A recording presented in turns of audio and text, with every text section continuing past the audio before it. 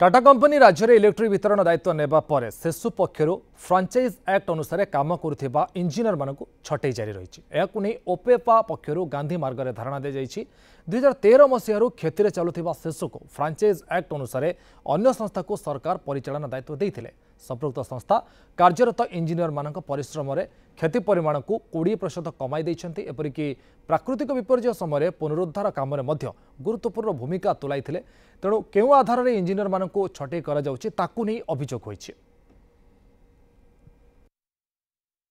सरकार हठात टाटा को टेकीदेवा पर सेसु को आम जो इंजीनियर्स माने अच्छु आमर जीवन जीविका अंधार को चली आसला से माने आमको छटई करदेले एवं यार प्रतिवाद रे आमे माने जून 30 आमर शेष वर्किंग डे थिला जून 30 एवं ताहा पर ठार आमे लगातार भावे धारणा दे आसछु।